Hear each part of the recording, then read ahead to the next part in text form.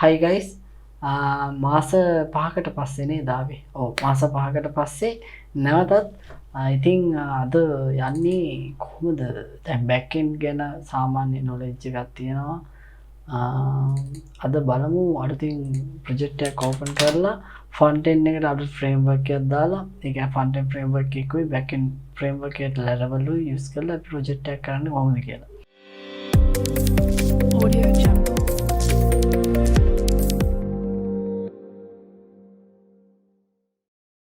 සාමාන්‍ය විදිහට ප්‍රොජෙක්ට් එකක් ඕපන් කරලා Laravel new project name එක හරිද? එතකොට project 1 කියලා දානවා මේ අලුත් අවුරුද්දේ.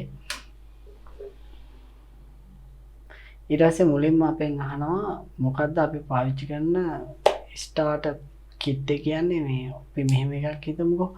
අපි Laravel මුලින් ඉඳන් install කරලා යනවා නම් අපි කලින් වීඩියෝස් වල කතා කරපු විදිහට යනවා නම් අපිට authentication මුලින් ඉඳන් හදන්න ඕනේ. හැමදේම මුලින් ඉඳන් කරන්න ඕනේ. එතකොට මේකෙදී ඔය breeze කියන එකේ jetstream කියන එකේදී ඒගොල්ලන් already හදලා තියෙනවා. ඒ අපි නිකන් උදාහරණයක් විදිහට template එකක් කියලා හිතන්නකෝ. ඒ template එකේදී authentication වෙන හැටි email යවන හැටි ඒ ඔක්කොම තියෙනවා. ඒක නිසා අපිට අමුතුවෙන් හදන්න දෙයක් නැහැ. ඒක ලේසි අපි වැඩ ටික ලේසි කරගන්න තමයි මේ වගේ option එකක් දීලා තියෙන්නේ. එතකොට අපි අද පාවිච්චි කරනවා breeze එක. හරිද? ඊට පස්සේ දෙවෙනිට අහනවා අපි මොකද්ද පාවිච්චි කරන front end framework එක කියලා. එතකොට මම ගොඩක් project වලට දාන්නේ Vue.js. එතකොට අපි Vue.js වලින් පටන් ගමු. මේකෙදී අර සාමාන්‍ය දැන් Laravel වෙන version වලදී මේ options ටික ආවේ නැත්නම් Laravel update කරන්න Laravel update කරවුවා මේ option ටික ඔයගොල්ලන්ට එయ్యා. හරි ඊළඟට අහනවා අපි මොකද්ද මේක පාවිච්චි කරන features එක තියෙනවා dark mode අරම්බන්ස් ඉතිරියක් තියෙනවා. ඒක නිකන් already none කියලා දානවා. තියෙන එකම තියෙනවා. හරි ඊට පස්සේ මේක testing framework එක මොකද්ද use කරන්න කියලා අහනවා. අපි දැන් සාමාන්‍යයෙන් සිස්ටම් එක කරනකොට ඒකේ ටෙස්ට් කේස් හදලා ඒක අපි manual testing එකට අමතරව programming test එකක් අරගෙන ඒක result එක බලනවා. අන්න ඒක තමයි ඔය testing framework තියෙන්නේ. එතකොට ඒකෙදී ඔය PEST කියන එක සාමාන්‍යයෙන් මාරම අවුල් syntax. එතකොට PHP unit එක මාර familiar. ඒක නිසා අපි ඒක පාවිච්චි කරනවා. ඊට පස්සේ මේකෙන් අහන්න would you like to installise a git repository කියලා. ඒ කියන්නේ අපි මේක git එකට දානවද නැද්ද කියලා තමයි අහන්නේ. හරිද? මේකෙදී මේක no කරොත් එහෙම ඔයා නැවත අලුතින් git repository එකට අප්ලෝඩ් කරනකොට අර Laravel install කරා ඊට පස්සේ මේකේ මොනවද breeze එක install කරන්නේ වගේ අර step by step ඒ කොටස් ටික නැති වෙනවා. අර ඔයා අලුතින්ම repository හදනකොට අර ඔක්කොම හදලා තියෙන එකේ තමයි එන්නේ. ඉතින් ඒ කැලේ ටික ඕනිද කියලා අහන්නේ repository එකේදී no කරත් එකයි yes කරත් එකයි. ඊළඟට අහනවා මොකද්ද database එක කියලා. ඒකට දාන්න ඕනේ ඔයා කැමතියක් use කරන එකක් දාන්න. මම පාවිච්චි කරන්නේ MySQL. හරි. මේකේ ආවේ MySQL කියන එක දෙන්න. MySQL ඊට පස්සේ ආයෙත් enter ගන්න. හරි මේක දැන් install වෙලා ඉවරයි. හරි මේකේ දැන් අපේ project folder එක ඇතුළට යනවා. cd හිස්තන project 1. ඊට පස්සේ දැන් අපි මේක VS Code වලින් open කරගමු. මෙන්න මේක තමයි project file එක. හරි මේක තමයි අපේ project එක. එතකොට මම මේකේ profile එක හදනවා Laravel Vue.js කියලා. හරි. දැන් මේක තමයි මම මේකේ මේ profile එක මම දෙන්නම් ඔයගොල්ලන්ට. මම මේ install කරලා තියෙන ටික මේ profile එකේම දෙන්නම්. හරිද? එතකොට මේක තමයි අපේ project එක. අපි කලින් කතා කරපු විදිහම තමයි මේවා එක්කම එක සමානයි. මේකේ විශේෂත්වය තියෙන්නේ මේක front end framework එකක් වෙනම යනවා. ඒක තියෙන්නේ කොහෙද? resource එක ඇතුලේ JavaScript එක ඇතුලේ තියෙන්නේ front end framework එක. එතකොට මේකෙදි අපි use කරන front end framework එක තමයි Vue.js. හරිද? එතකොට මේකේ layout කියලා වෙනම එකක් තියෙනවා. guest කියලා වෙනම layout එකක් තියෙනවා. එතකොට ඒ දෙක ASCII තමයි තියෙන්නේ මේ pages වල ඇතුලේ තියෙන්නේ. උදාහරණයක් විදිහට dashboard එකට ගියාම authentication layout කියලා එකක් තියෙනවා. ඒ ඇතුලේ තමයි මෙන්න මේ ටික තියෙන්නේ. මේකේ මේ header hashtag එකත් එක්ක header කියලා තියෙන්නේ. මෙන්න මේ header එක මොකද්ද? හරිද? අපි දැන් මේ layout එක ඇතුළට යනවා. මේ layout එක ඇතුළට ගියාම මේ දැන් මේකේ dashboard එකේ මේ ටික changeable නේ. ඒතකොට මේවට කියන slot එකක් කියලා. හරිද? අපි නිකන් කොතන තියෙන්නේ දැන් slot එක. මේ තියෙන slot කියලා. මෙන්න මේ මෙතන 148 line එකට තමයි ඔක්කොම එන්නේ. එතකොට මේකේ hashtag එකත් එක්ක තියුවාම ඒකට name එකක් දීලා දෙනවා. slot එකට name. මෙන්න මේ තියෙන්නේ මේ name එක. slot එකක් දෙනවා. ඒකට name එකක් දෙනවා. ඒක තමයි මේ hashtag එකකින් එන්නේ. පැහැදිලි නේද? හරි. එතකොට මේක වෙනම framework එකක්. මේක අර නිකන් track පයින් ගන්න ඕනේ නැහැ.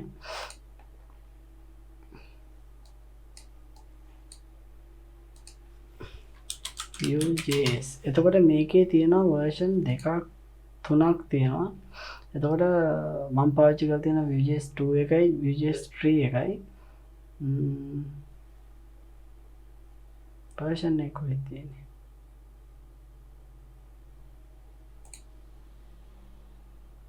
version එක කොහෙද තියෙන්නේ? හරි version එක කොහෙද දන්නේ? මේක තමයි framework එක. හරිද? JavaScript framework එක මේක ඒ වගේම මේකට කියන නම තමයි Vue.js. මම කියන්නේ එහෙම සමහර pronunciation වචන දන්නේ නැහැ.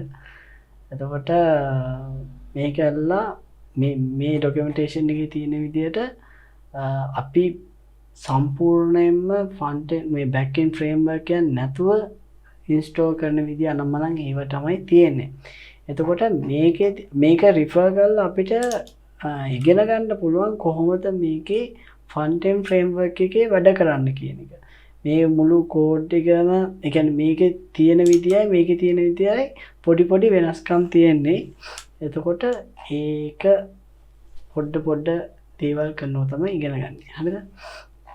හරි. එතකොට front end framework එක ගැන කියලා දුන්නා. මේකේ අර layout එක ඇතුළට slot එකක් වැඩ කරන හැටි කියලා දුන්නා. මේ welcome එකට ගියම welcome එකේ තියෙනවා welcome එක දාලා නැහැ. මොකක්ද මේ layout එක දාලා නැහැ. අපි යමු වෙන එකට මේකට දාලා තියෙන authentication layout කියලා. authenticated layout කියලා. එතකොට මෙතන තියෙන partials කියලා. එතකොට ඒකේ තියෙන්නේ මේ edit එකේ ඇතුලේ තියෙන component එක කියන්නේ අපි කැලි වලට කඩන ඒවා. දැන් මේකේ අපි කියමුකෝ මේ update profile information form කියලා එකක් කඩලා තියෙනවා. ඒක තමයි තියෙන්නේ partial වල මේ ඇතුලට දාලා තියෙන්නේ. මෙන්න මේකේ තියෙන code එක තමයි මෙතෙන්ට render වෙන්නේ. හරිද? මේ මෙතෙන්ට render වෙන්නේ. හරිද? එතකොට මේකේ තියෙනවා component කියන. ඒ කියන්නේ අපි කියමුකෝ මේ input error drop down ඒවා හැම එකකටම පාවිච්චි කරන ඒවා. එතකොට ඒ component එකක් විදිහට කැලි වලට කඩාගෙන ඒක තමයි අපි use කරනවා. එතකොට අර code එක execute වෙන වාර සංඛ්‍යාව ඒ කියන්නේ අපි මෙහෙම කියමුකෝ එක තැනකින් call වුණාද එයා තව තැන්වල call වුණාම අර පරණ code එකම recall කරනවා. අන්න එහෙම එකක් තමයි වෙන්නේ. තේරුම් නැතුනට කමන්නේ සාමාන්‍ය අයිඩියා කරගෙන යන්න. මම කියන්නේ හැම වෙලෙම තේරෙන්නේ නැතුනට කමන්නේ කරන්න ඒක තේරෙනවා. හරි. එතකොට මේ framework එකේ මූලික දේවල් ටික මේක තමයි. එතකොට මම පොඩි දෙයක් කියලා දෙන්නම්. මේ අය වීඩියෝ කරන්න වෙන්නේ කවදද කියලා දන්නේ නැහැ. හරි. අපි මේකේ හදනවා control එකක්. හරිද? එතකොට PHP artisan make controller admin. sorry අපි මේ database එකත් එක්කම හදාගෙන යන්නේ. එතකොට make model ඊට පස්සේ admin මේවා කියලා තියෙන්නේ controller ගන්නවා migrate එක ගන්නවා. හරි. ඊට පස්සේ අපි මේකේ ඉස්සරම හදනවා database එක. නිකන් අපි name එකක් වගේ දාමු. database එකේ string spelling හරිද? string වැරදිනේ හරි එකක් එන්නේ හරි semicolon හරි ඊට පස්සේ අපි මේක දානවා name කියලා හරි ඊට පස්සේ මේකට අදාළව තියෙනවා model එක හදන්නත් model එක හදමු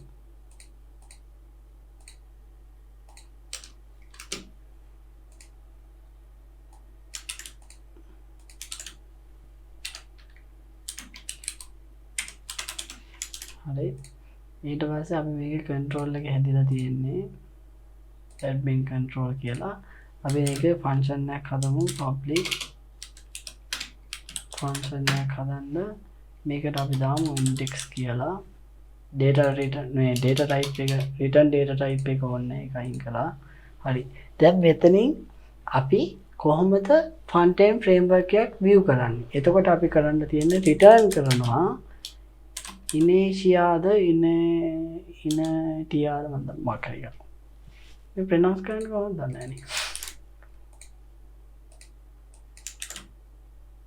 නේ inertia inertia මම දන්නේ එහෙම තමයි කියන්නේ ඉතින් ඒකෙන් රෙන්ඩර් කරන්න කොහෙද මෙන්න මේ කමාන්ඩ් එක ගැවුවට පස්සේ මේ ටික ගැවුවට පස්සේ මෙයා කෝල් වෙනවා කොහෙටද රිසෝස් එක ඇතුලේ JavaScript එකේ මෙන්න මේ pages කියන ඇතුළට හරිද ඊට පස්සේ ඒකේ යන විදිහට තමයි දාන්න ඕන අපි page එකත් හදමු ඔහොමම අපි ඉස්සරම මේක ඉවර කරමුනේ එතකොට page එක ඇතුලේ තියෙනවා admin කියන folder එකේ ඇතුලේ dashboard කියලා එකක් හරිද ඊට පස්සේ අපි dashboard කියන එක හදන්න යන්නේ දැන් අපි ෆයිල් එක ඕපන් කරනවා admin එක ඇතුලේ තියෙනවා dashboard කියලා view ෆයිල් හරි ඔන්න එකක් හැදුවා අපි දැන් මේකේ මේ Vue.js වල තියෙනවා HTML code දානවා නම් මේකේ template කියලා දාලා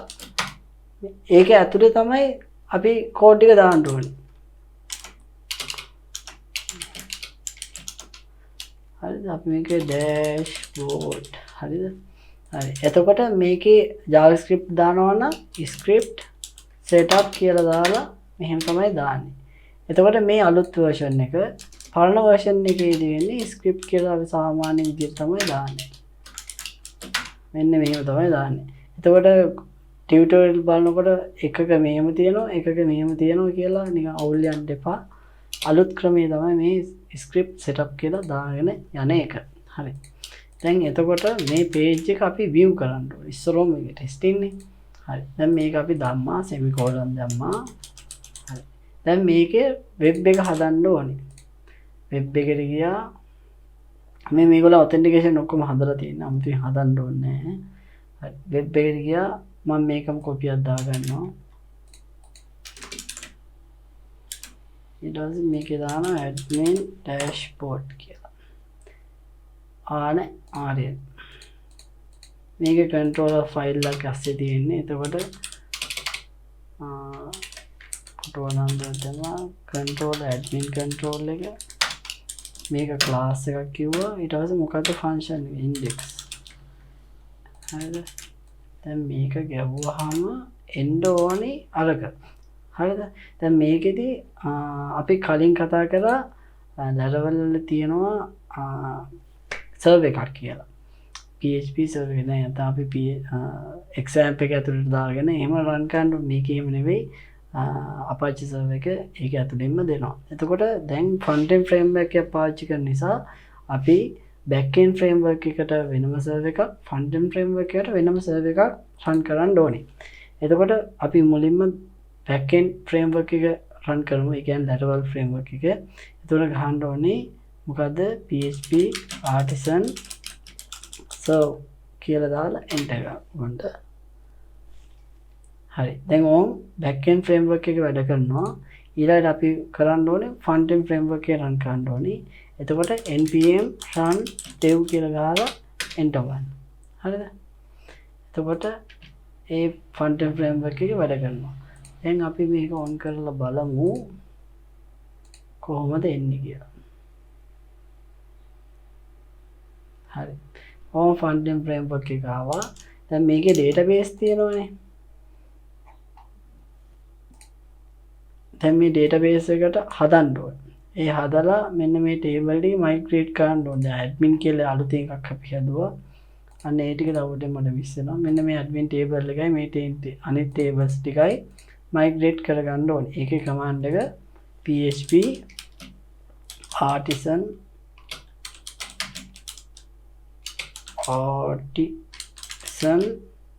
migrate fresh ගන්න migrate. ඊට මේ ආනවා ප්‍රොජෙක්ට් එකක් මේ ඩේටාබේස් එකක් නැහැ ඩේටාබේස් එකක් හදන්නද කියලා yes කරන්න. හරි ඕන් ඩේටාබේස් එකක් හදුවා. හරි ඔක්කොම හරි. දැන් ඔයාලට පුළුවන් මේකේ account එක හදන්න. ඕන් දැන් account එක හදුවා dashboard එකට ආවා. මේක log out වෙන්න. දැන් ඔය ටික අපි මුලින් ඉඳන් කරන්න ගියොත් එහෙම වෙන කට්ටක් ගන්න ඕනේ. මේක එහෙම නෑ ඔක්කොම හදලා දීලා තියෙන්නේ. මේක ඔක්කොම තියෙනවා මේ ප්‍රොෆයිල් එකේ ඉඳන් ඔක්කොම තියෙනවා. account delete කරනවා ඔක්කොම තියෙනවා. හරිද? මේ ඔක්කොම වැඩ කරන functions ටික.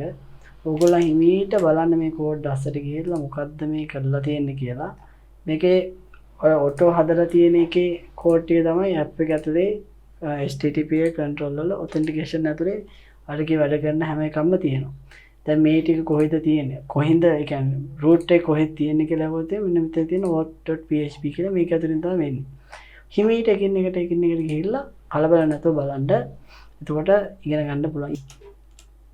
දැන් අපි අර හදාගත්තේ admin dashboard එක වැඩද කියලා බලන්න ඕනේ. මේ admin dashboard කියලා එකක් ආවා. හරිද?